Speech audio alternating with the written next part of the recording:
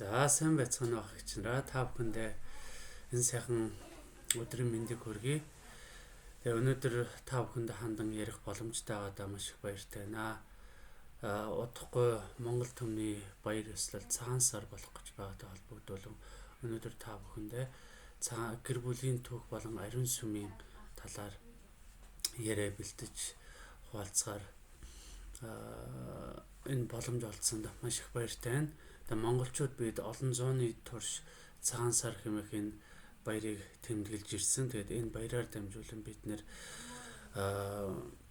би одоо Ахмад Настангуудаа очиж амар мэндийн мэддэг өвөлд өнтэй давсны баяр хэмээн тэмдэглэж ирсэн юм уламжлалтай.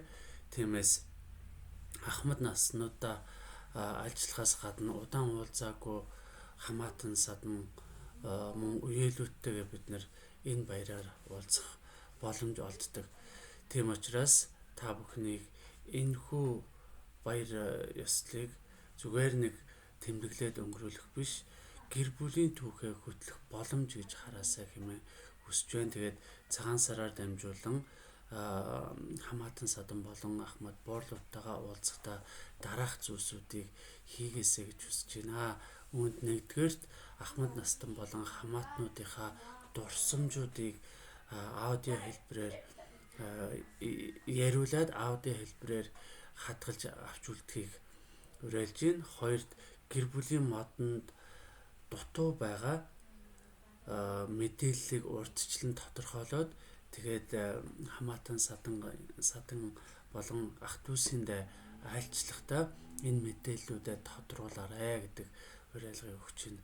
За гуравт нь хайртай хүмүүстэйгээ дурсамжийн зураг татуулж бас гэр бүлийн түүх ийм архивда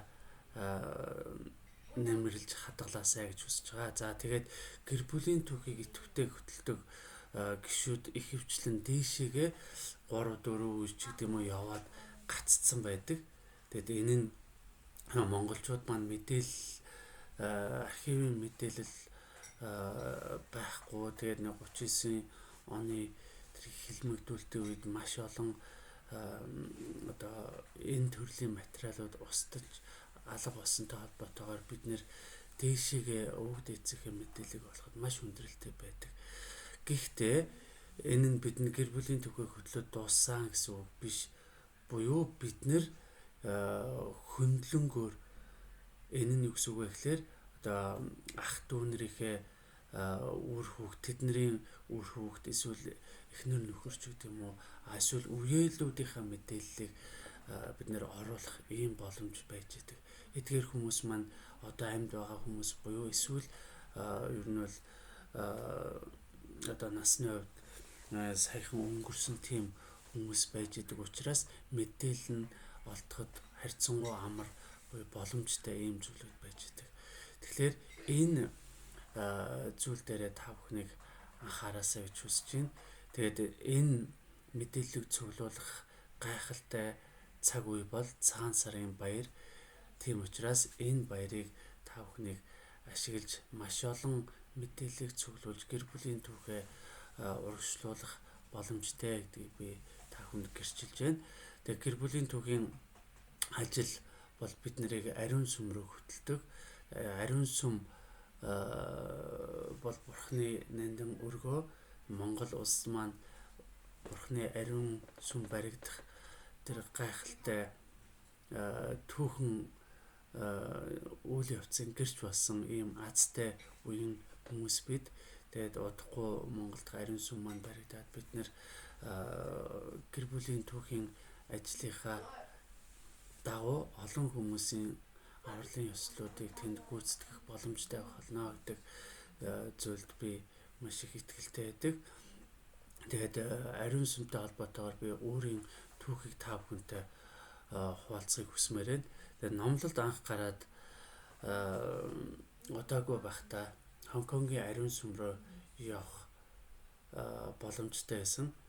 Тэгээд тэр үед дөнгөж номлолд гарсан бас сүмийн шинэхэн гишүүн байсан учраас ариун сүмд явах гэхээсээ илүү тэр гадаад улс руу явах гэж байгаа гэдэг зүйл маань илүү их намайг догдлуулж баярлуулж исэн. Тэгээд тэр үед Хонконг руу вагоноор дандаа явдаг. 3 хоног хятадыг ингээд хөндлөн туулаад өнгөрдөг ийм аялал байсан. Тэгээд Монголд маань 3 сар гэдэг чинь хавар ер нь жоохон хүүтэн. Тэгээд вагоноор ингээд хятадаас Бээжингээс цаашаага ингээл явах болгонд цаг агаарын хувьд улам дулаараа л орчин солигдоод нөгөө манан татсан хүмүүс газар тариалан дээр ажиллаж байгаа тийм байдлаар маш сонирхолтойгоор одоо 3 хоног маань өнгөрч Хонконгод очиж исэн.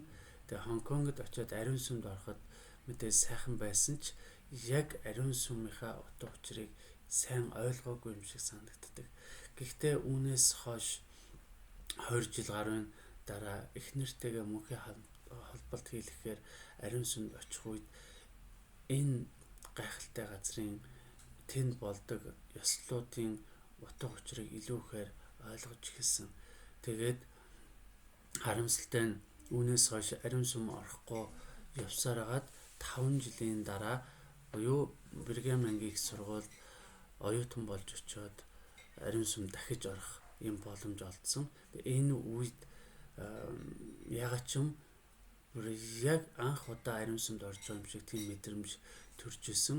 Тэгээд тэр үедээ юу гэж ойлгосон бэ гэхээр яагаад ариун сүмд тогтмол оржээ гэдэг тэр бошиглогч удирдагчдын үгийг ойлгож гисэн.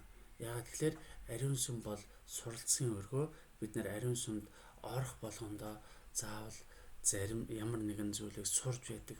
Тийм учраас бид нар ингээд тогтмол ариун сүмд орж явах нь чухал юм байна гэдэг тэр зүйлийг ойлгож байсан. Тэгээд ариун сүм маш удаан хугацааны туршийн газар дэлхий дээр байсан. Бид нар судраас Мосегийн ариун сүм, Соломоны барьсан үзэсгэлэнтэй ариун сүм, Иесус Христ Иерусалимд ариун сүм цааж байсан талаар уншдаг.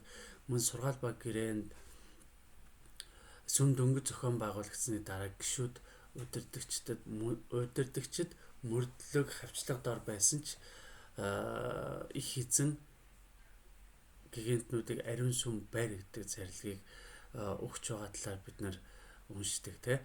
За 1820 онд Йосеф Смит анхны үзэгдлийг хараад ер нь л газар дэлхий дээр бурхны сайн мэдээ дахин сэргээгдсэн гэж ойлгож болно. Тэгээ 30 онд яг Альбиусаар сүм маань дахин зохион байгуулагдж байгаа бөгөөд үүнээс яг жил гаруйн дараа их эзэн ариун сүм барь гэдэг зарилгыг гигантнүүдэд өгдөг. Хэрвээ та маань сүмийн түүхийг уншдаг, судалдаг бол гигантнүүд одоо сүм зохион байгуулагдах үед бол маш их хавчлага доор бас дээрэс нь амьдралын хувьд тийм сайн байгаагүй. Гэхдээ их эзэн ариун сүмийг бариа гэдэг зарилгыг өгч байгаа бөгөөд үүнээс одоо жил гаруйн дараа буюу 1833 онд Ohio мужийн Kirtland-ийн ариун сүмийн барилгыг эхлүүлээд тэгээ 36 онд онцгойлон ажиллаж байгаа. Тэгэд энэ нь маш олон гигантнуудын золиослол итгэлтэй байдлын үндсэн дээр баригдаж байгаа бөгөөд харамсалтай нөгөө нэг хавчлах гадуурхалтын улмаас гигантнууд маань 2 жил орчмын дараа хайртай ариун сүмээ орхиж нүүх шаардлага үүсдэг. Тэгээд баруун тишээгээ ингээд нүүж байгаа. Тэгээд энэ одоо Kirtland-ийн ариун сүмийг орхисноос 5 жилийн дараа гигантнууд Illinois мужийн Навуудах ариун сүмийн ажлыг дахин эхлүүлдэг. Тэгээ хэдийгээр гадаад болон дотоодын олон бэрхшээл байсан. Бас дээрэс нь Joseph Smith, Hiram Smith хоёр хорлогдож амиа алдсан явдал энэ үед тохиож исэн ч гигантнууд итгэлтэйгээр Навуугийн ариун сүмийг барьдаг бөгөөд 1846 онд энэ ариун сүм маань онцгойлон ажиллагдаж ердөө хэдхэн сарын дараа дахиад энэ сүмээ орхиж цаашаага дөрвөх шаардлага гардаг. Яагаад гэвэл нөгөө босгочдын эсэргүүцэгчдийн хавчлага үнэхээр байж давдиишгүй болсон учраас энэ гişүүд маань ингээд баруун зүгийг барин дөрвж явдаг. Тэгээд энэ ариун сүм маань тэр үедээ ингээд шатаагдаад навуугийн ариун сүм байхгүй болдог. За гэхдээ өнөөдөр бид нэр дэлхийд даяар 213 ариун сүм үйл ажиллагаагаа явуулж байгаа энэ цаг үед амьдарч байна. Дээрээс нь 56 ариун сүм яг одоо барилгын ажил нь үргэлжилж байна. Мөн 108 ариун сүм зарлагдсан буюу хараахан барилгын ажил нь эхлэегүй ийм гайхалтай цаг үед байж байна. Тэгэд энэ бүгд маань баригдаад дуусах үед бид 377 ариун сүмтэй байх бөгөөд энэний нэг нь Монгол Улаанбаатар ариун сүм байх болно. Тэгэд яагаад их эзэн гигантнуудыг ариун сүм барь гэдэг зарилгыг өгөөд байдаг. Дээрээс нь ариун сүмийг хамгийн үнэтэй, хамгийн чанартай материалаар барьдаг. Их эзэн тавхныг энэ талаар бодосоо гэж хүсэж байна. Тэгээд их эзний хувьд ариун сүм бол түүний төлөвлөгөөний хамгийн чухал хэсэгт байдаг бөгөөд маш чухал оройлыг гүйцэтгэдэг ийм ариун нандин зүйл байдаг. Тэгээд хожим үеийн гигантнуудын хувьд бид ариун сүмд амар амгаланг мэдрэх гэж мөн Бурхны аз жаргалын төлөвлөгөөг илүү сайнаар сурч мэдгэж зочилдог.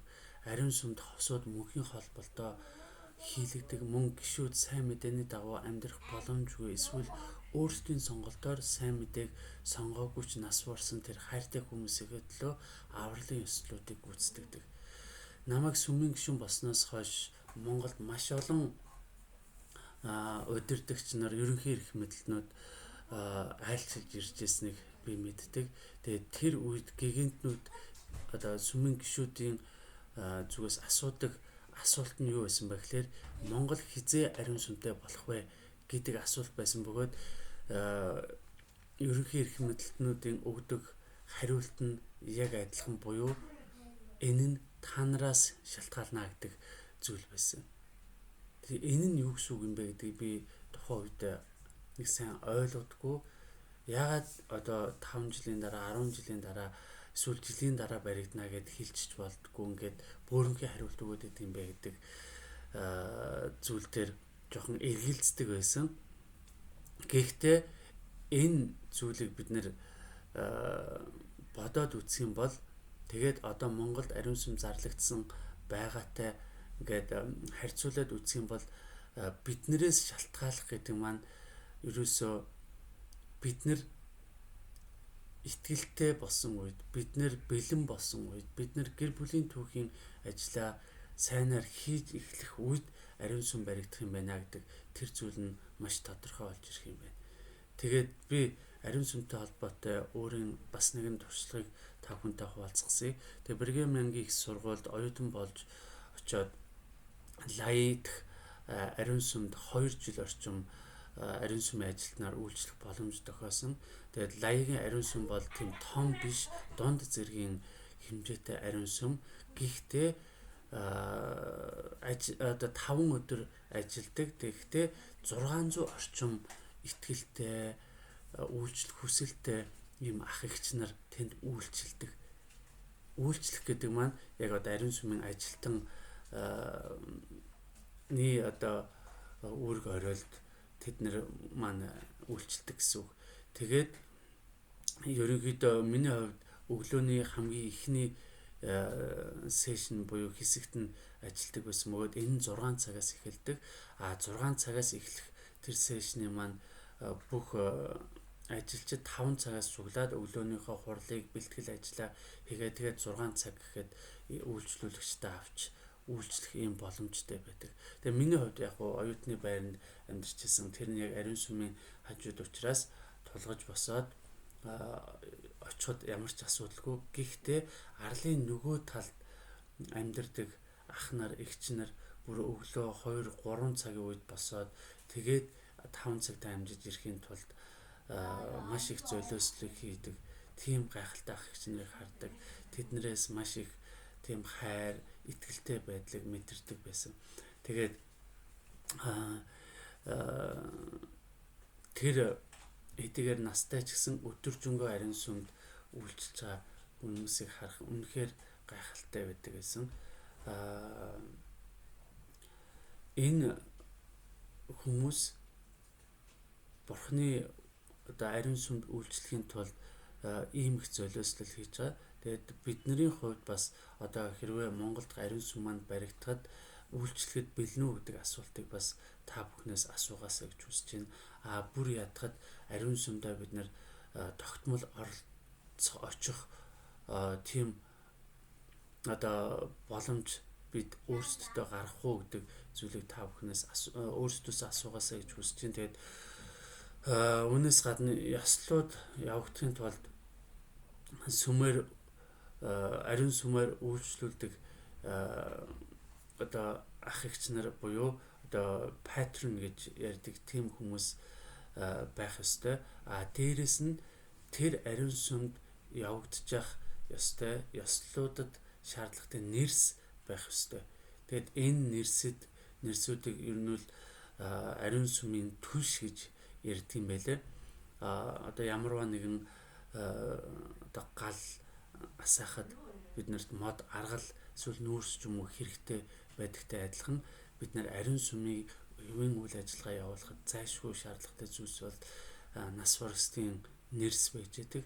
Тэгэхээр бид нэр өнөөдөр энэ нэрсүүдэд хангалттайгаар цуглуулж гинэ гэдэг тэр зүйлийг бид та бүхнийг бодоосоо гэж хүсэж байна. Тэгээд энэ зорилгын тулд цагаан сарыг ухаалгаар ашиглаж түрүүн миний дурдсан өвд эцэгээ талаарх мэдээллийг болон үеэлүүдийг эсвэл өөрсдийнхөө ах дүүсийнхээ үр хүүхдийн талаарх мэдээллүүдийг цуглуулж гэр бүлийн түүхийн ажлаа урагшлуулаарай гэдэг уриалгыг өгч байна. Тэгээд сургаал ба гэрээнд бошиглогч Йосеф Смитээр дамжуулан их эзэн миний хүмүүс үргэлж миний нэрээр ариун сүм барихаар зарлиг хүлээн авдгаа гэдэг тэр зүйлийг хэлсэн байдаг. Тэгээд миний өнөөдөр энд онцлог ариун сүмийг барих гэдэг зүйл дээр бас жоохон тайлбар хэлмээр байна. Тэгээд энэ нь тоосго урьж материалын байдлаар барих гэхээсээ илүү бид нэр тэнд очиж барилгын ажилд туслахаар одоо өөрсдийнхөө туслахаас илүү одоо сүнслэг байдлаараа материалын бос байдлаар бид нэр яаж ариун сүм барь гэдэг их эзний зарлигт дуулууртай байх вэ гэдэг зүйлийг та бүхнийг бодоосоо гэж хүсэж байна. Тэгээд миний сүнслэг байдлаар их эзний ариун сүмийг барих гэдэг зүйл дээр та бүхэнд санал болгох хийгээсэй гэж хүсэж байгаа зүйл нь юу вэ гэхээр бид нэр зөв зохистойгоор амьдарч гинэ үү? Бид 11-ийг бүрэн төлж гинэ үү? Эсвэл бид ариун сүмд үйлчлэх хүсэлтэй, итгэлтэй боломжтойгоор амьдарч гинэ үү гэдэг зүйлүүдийг бодоосоо гэж хүсэж байна. Дээрээс нь яг одоо ариун сүмд авралын ёслолыг хийлгэх хэдэн нэр би цуглуулсан байгаа вэ гэдэг зүйлээ бодоосоо гэж хүсэж байна. Тэгээд энэ бүгдийг бид нэр хийх нь их эзний ариун сүмийг барих гэдэг тэр зарлагт дуулууртайгаа нэг үйлдэл. Тэгээд бас Монголын Улаанбаатар ариун сүм хэр хурдан баригдах вэ гэдэг нь бас бидний энэ итгэлтэй үйлдэлээс шалтгаална гэдгийг та бүхэнд гэрчилж хэлэх гэсэн. Тэгээд эцэст нь би ариун сүм бол Бурхны өргөө. Гэхдээ бид нэр тэнд орохын тулд өөрсдөөс шалтгааллах зүйлсүүдийг хийснээр энэ нь биднэрт агуу их ажлыг авчирдаг гэдгийг гэрчилж хэлэх гэсэн. Тэгээд Монголын Улаанбаатар ариун сүм баригдах үед бид бүгдээрээ тогтмол ордог, тэнд тогтмол үйлчилдэг, бас ариун сүмд хийх ёслолуудын нэрс нь бэлэн байдаг байхын тулд яг одооноос энэ цаг мөчийг ялангуяа цагаан сарын энэ баярын өдрүүдийг ашиглаасай хэмээн би та бүхнээс хүсэж байна. Тэгээд Бурхан амьд учраас бидний зөв зүйл болгоныг удирдах, чиглүүлдэг, тусалдаг гэдгийг би та бүхэнд гэрчилж хэлсэн юм аа. Тэгээд Иесус Христ бол бидний аврагч бөгөөд түүний агуу цагаатгалаар бид нас барсан хайртай хүмүүстэйгээ дахин хамтдаа амьдрах боломжтой байх болно гэдгийг гэрчилж байна. Тэгээ энэ бүхнийг Иесус Христийн нэрээр хэлж хуваалцлаа. Амен.